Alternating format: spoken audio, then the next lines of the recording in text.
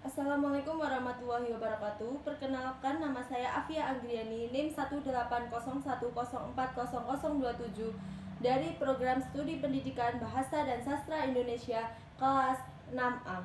Di sini saya akan mempresentasikan teori penelitian sastra. Yang pertama adalah hakikat kegiatan penelitian sastra. Penelitian sastra adalah usaha pencarian pengetahuan, pemberian makna dengan hati-hati dan kritis secara terus-menerus terhadap masalah sastra. Dalam pengertian ini, penelitian sastra merupakan suatu disiplin ilmu yang mempunyai objek, pendekatan, dan metode yang jelas. Oleh karena itu, penelitian sastra pada dasarnya sama dengan kritik sastra. Yang membedakan adalah jangkauan, kedalaman, dan tujuannya yang jauh ke depan. Bila kritik sastra lebih banyak menggunakan sastra kontemporer sebagai objek, penelitian sastra melakukan telaah tidak saja mengenai sastra kontemporer, tetapi lebih jauh menjangkau bentuk-bentuk sastra lain yang belum pernah dibahas dan dibukukan. Menurut Sami 2012 halaman 23. Yang selanjutnya adalah perbedaan penelitian sastra dengan penelitian lainnya. Penelitian sastra memiliki beberapa ciri khas yang membedakannya dengan penelitian lainnya. Di antaranya adalah naturalistic inquiry, yang kedua inductive analysis, yang ketiga holistic perspective, yang keempat adalah qualitative data, yang kelima personal contact and insight, yang keenam dynamic system, yang ketujuh unique case orientation, yang kedelapan context sensitivity, yang kesembilan emphatic neutrality, dan 10 design flexibility. Yang selanjutnya adalah penelitian sastra sebagai penelitian kualitatif. Seorang peneliti harus dapat memutuskan jenis penelitian apa yang cocok bagi peneliti yang akan dilakukannya. Terdapat beberapa pertimbangan yang dapat digunakan oleh seorang peneliti untuk memutuskan menggunakan penelitian kualitatif dalam desain penelitiannya. Contohnya, seorang peneliti ingin mengetahui bagaimana penggambaran perangan gender yang terdapat di dalam cerita anak-anak yang ada saat ini. Jika penelitian tersebut bukan hanya ingin mengetahui proporsi penggunaan tokoh laki-laki dan perempuan dalam cerita, apakah memiliki jumlah gender yang setara atau tidak, tetapi ingin mengkaji lebih dalam mengenai bagaimana bias gender dipresentasikan melalui perilaku dan interaksi, seperti apa reaksi gender terluak dan lain-lain. Yang selanjutnya adalah penelitian sastra sebagai penelitian kuantitatif. Penelitian sastra sebagai penelitian kuantitatif jika penelitiannya sastra yang dilakukan melibatkan pengukuran dengan tingkatan tertentu, skematik didasarkan pada informasi numerik atau kuantitas perhitungan persentase numerik rata-rata atau perhitungan statis, dan biasanya diasosiasikan dengan analisis statis untuk menggambarkan pendekatan yang dikembangkan dalam ilmu pengetahuan alam dan kini digunakan secara luas dalam penelitian ilmu sosial. Contohnya, kemampuan menulis puisi bebas siswa kelas 7 SMP Negeri 1 Kalibening. Data yang diperoleh dapat disajikan dalam bentuk tabel, diagram, atau grafik yang melibatkan perhitungan presentasi angka keberhasilan. Data tersebut menyajikan jumlah siswa yang berhasil dan belum berhasil dalam menulis puisi bebas. Yang selanjutnya adalah penelitian sastra sebagai penelitian teratan. Penelitian yang mendasarkan pada tingkat kegunaannya, penelitian ini lebih fokus pada pemecahan masalah pada kehidupan praktis. Pemecahan masalah berdasarkan kejadian secara real yang dilakukan di lingkungan sosial. Dengan kata lain, metode penelitian satu ini lebih tepat sasaran bagi masyarakat sekitar, karena tidak berpedoman pada teori, di mana untuk beberapa kasus secara teoritis justru membatasi pengambilan solusi. Contohnya, penelitian terapan dapat menyelidiki cara untuk meningkatkan produksi tanaman pertanian.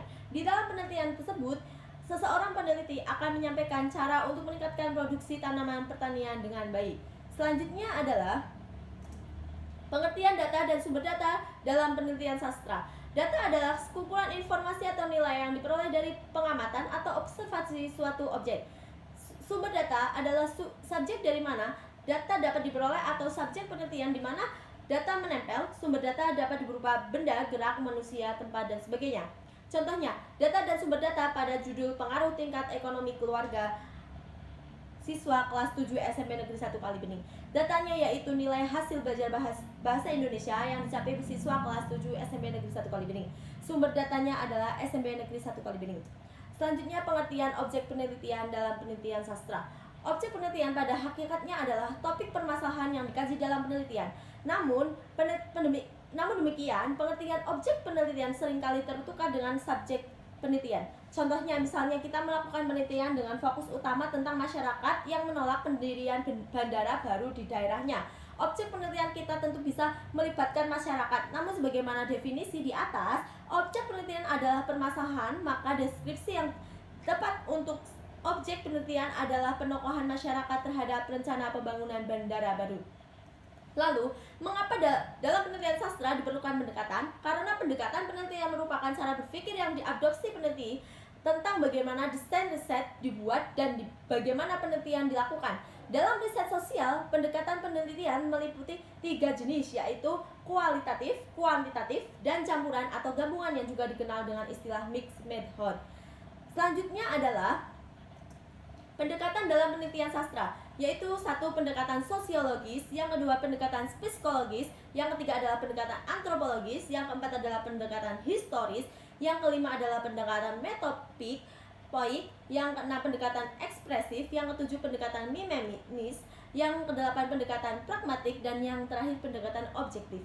Selanjutnya konsep pendekatan objektif. Pendekatan struktural dipelopori oleh kaum formalis Rusia dan strukturalisme Praha yang mendapatkan pengaruh langsung dari teori Saussure yang mengubah studi linguistik dari pendekatan diakroni ke sinkroni. Studi linguistik tidak lagi ditekankan pada sejarah perkembangannya, melainkan pada hubungan antar unsurnya. Masalah unsur dan hubungan antar unsur merupakan hal yang penting dalam pendekatan ini, menurut Turgiantoro 2000 halaman 36. Yang selanjutnya adalah langkah kerja pendekatan objektif. Langkah pendekatan objektif dalam menganalisis karya sastra, dalam hal ini puisi, dapat diformalisasikan sebagai berikut. Pertama, mendeskripsikan unsur-unsur struktur karya sastra. Yang kedua, mengkaji keterkaitan makna antar unsur-unsur yang satu dengan yang lain. Yang ketiga, mendeskripsikan fungsi serta hubungan antar unsur atau intrinsik karya yang bersangkutan. Adapun langkah-langkah menelaah puisi dapat melalui tahapan-tahapan yang dikemukakan oleh Waluyo 1987 halaman 146. Tahap yang pertama adalah menentukan struktur karya sastra, yang kedua menentukan penyair dan kenyataan sejarah, yang ketiga menelaah unsur-unsur, dan yang keempat sintesis dan interpretasi. Yang selanjutnya adalah bagaimana teknik pengumpulan data dalam penelitian sastra. Teknik pengumpulan data adalah cara yang digunakan peneliti dalam mendapatkan data di lapangan. Dalam penelitian sastra, kita dapat menggunakan beberapa teknik pengumpulan data yang umum dilakukan, yaitu quasar, studi pustaka, wawancara, dan observasi. Pengumpulan data dilakukan untuk memperoleh informasi yang dibutuhkan dalam rangka mencapai tujuan penelitian. Oleh karena itu, teknik pengumpulan data yang digunakan sesuai dengan kebutuhan peneliti agar tujuan penelitian tersebut bisa tercapai. Sekian yang dapat saya sampaikan, kurang lebihnya mohon maaf. Wabillahi taufiq wal hidayah. Wassalamualaikum warahmatullahi wabarakatuh.